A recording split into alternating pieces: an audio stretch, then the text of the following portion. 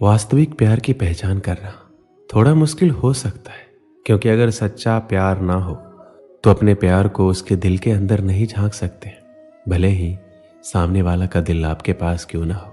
जब प्यार झूठा हो तो उसके दिल में आपके लिए क्या चल रहा है आपको पता नहीं चलेगा। लेकिन ये नहीं है कि अभी सच्चा प्यार बाकी नहीं है, अभी भी सच्ची मोहब्बत है, बस पहचानने की जरूरत है। जिसे भी सच्ची मोहब्बत मिलती है उसकी जिंदगी गुलाब के फूलों की तरह महक जाती है और जिंदगी रंगों से भर जाती है। इस महक में बहुत सारी चीजें शामिल हो सकती है, जैसे इसमें आपके भावनाओं की गहराई, सहयोग, विश्वासघात ना करना, संघर्ष की क्षमता, खुशी की संतुष्टि, संयम और निष्ठा, शांति और समझौता शामिल होते हैं। आइए आपको प्यार की 5 ऐसी निशानी बताते हैं जो आपकी जिंदगी खराब होने से बचा सकती है।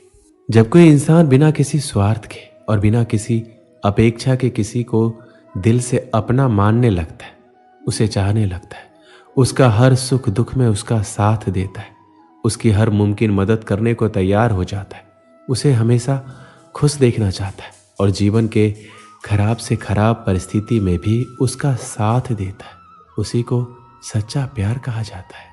सच्चा प्यार आपके साथी को आपकी भावनाओं का महत्व होता है। वह आपकी सुनता है, समझता है, सम्मान करता है। वह आपकी खुशियों को समझता है, आपको क्या अच्छा लगता है, क्या बुरा लगता है। उन्हें एक दूसरे के साथ ज़्यादा समय देना चाहिए ताकि एक दूसरे को जान सके। प्यार ईश्वर का वरदान है, इसमें उसकी झलक नजर आती है। जिससे आप प्यार करते हैं तो उसको क्या अच्छा लगता है, क्या बुरा लगता है, ये पता होना आवश्यक है। जहाँ सच्चा प्यार होता है वहाँ समझौता करना होता है, कहीं ना कहीं बलिदान करना होता है। जहाँ झूठा प्यार होता है वहाँ एक ही चीज होती है, सिर्फ अपना फायदा देखना। अगर सामने वाला इंसान सिर्फ और सिर्फ अपना फायदा देखता है, सिर्फ अपने फायदे के लिए तुमसे कोई चीज करवाता है, सिर्फ अपने फायदे के लिए तुमसे बात करता है, सिर्फ अपने फायदे के लिए तुमको बुलाता है, तो ये चीज झूठे प्यार में ही आ जाती है। फायदा कुछ भी हो सकता है, शारीरिक, मानसिक और भावनात्मक रूप से भी, और वह फायदा सिर्फ अपने लिए ही करता है और हर एक चीज इसलिए करवाता है या करता है क्योंकि उससे उसको फायदा होता है, उससे खुशी मिलती है। तो ये चीज गलत है। जैसे वह इंसान तुमसे तभी बात करता है जब वह फ्री रहता है, जब वह बोर होता है तभी आपसे बात करता है, और जब फ्री नहीं होता है तो आपसे बात नहीं करता है। वह तभी कॉल करता है जब उसको आपसे गलत तरीके से बात करनी होती है। जाहिर सी बात है कि ये झूठा प्यार है, लेकिन तुम इसलिए खुश हो जाते हो कि देखो उसने मुझे कॉल किया, मैसेज किया, और ये सोचना कि वह आपसे प्यार करता है आपकी बेवकूफ़ी है। जहाँ सच्चा प्यार होता है वहाँ हम सामने वाले की रिस्पेक्ट करते हैं। जहाँ प्यार है वहाँ रिस्पेक्ट होना ही चाहिए, और जहाँ रिस्पेक्ट होता है वहीं प्यार होता है। अगर दो लोग एक दूसरे से मोहब्बत करते हैं लेकिन एक दूसरे की रिस्पेक्ट नहीं करते तो वह प्यार नहीं है, चाहे तुम उसके लिए कुछ भी कर दो। लेकिन अगर रिस्पेक्ट नहीं करते हो तो ये बहुत ही बुरी चीज़ है। जहाँ पर सच्चाई रहेगी वहीं पर सच्चा प्यार भी होगा, जहाँ पर झूठ होगा वहाँ पर झूठा प्यार होगा। जहाँ पर सच्चा प्यार होगा वहाँ पर ज़्यादातर हम एक दूसरे से सच बोलते हैं, लेकिन आज के समय में तुम किसी भी इंसान से ये उम्मीद मत रखना कि वह पूरी तरह से सच बोल रहा है। कोई इंसान सच्चा नहीं है, झूठ हर एक इंसान बोलता है, लेकिन यह निर्भर करता है कि वह कितना बड़ा और कितना छोटा झूठ बोलता है। उस इंसान से दूर रहना जो छोटी छोटी बातों पर झूठ बोल देता है। अगर सामने वाला इंसान आपसे छोटी सी बात पर झूठ बोल देता है तो उससे एकदम दूर रहना और उसका साथ तुरंत छोड़ दो। मैं आपसे ये नहीं कह रहा हूँ कि आप हर वक्त सच बोलो, और आप बोल भी नहीं सकते, कोई भी नहीं बोल सकता। जो इंसान छोटी छोटी बात पर झूठ बोल रहा हो, आपको ऐसे लोगों से दूर रहना है। सच्चा प्यार आपकी खुद से भी ज़्यादा परवाह करता है और आपको अपनी ज़िंदगी में सबसे ज़्यादा इज्जत देता है। सच्चा प्यार करने वाले गलती होने पर एक दूसरे पे इल्ज़ाम नहीं देते। प्यार इस दुनिया का सबसे बेहतरीन एहसास है, और जब किसी इंसान को किसी से प्यार हो जाता है तो उसकी दुनिया ही बदल जाती है। वो मन ही मन उसे चाहने लगता है, उसकी खुशी में अपनी खुशी और उसके गम में अपना गम मानने लगता है।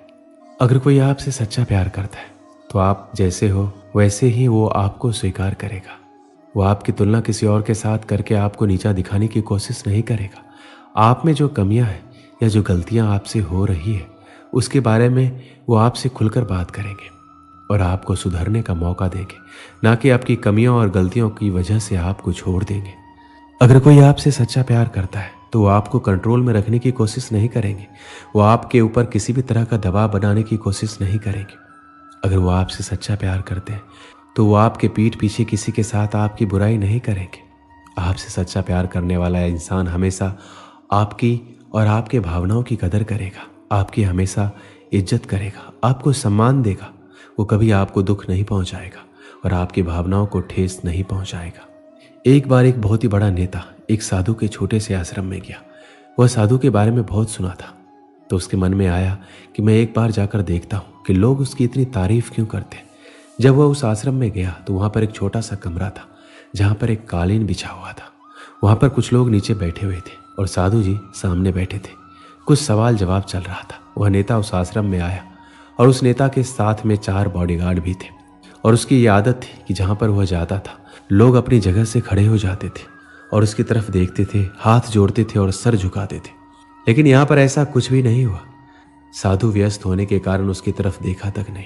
तभी नेता को लगा कि ये मेरी बेइज्जती है और वह इस बात से गुस्सा हो गया। नेता ने थोड़े गुस्से से साधु की बात को बीच में काटते हुए कहा, मैं आपसे कुछ कहना चाहता हूँ। साधु ने उसकी तरफ देखा और बोला, आप थोड़ा रुकिए, पहले मैं इनके इस सवाल का जवाब दे दूँ, उसके बाद मैं आपसे बात करता हूँ। तब तक आप अगर चाहे तो आप बैठ सकते हैं। बस साधु का इतना कहने की ही देरी थी। नेता का चेहरा गुस्से से लाल हो गया। फिर उसने अपना सारा गुस्सा साधु पर निकाल दिया। अभी तक वह नेता बहुत ही तमीज से आप कह के बात कर रहा था, लेकिन अब वह तू तड़ाक पर उतर आया। नेता ने उस साधु को कहा, तुझे पता भी है मैं कौन हूं और तू किससे बात कर रहा है?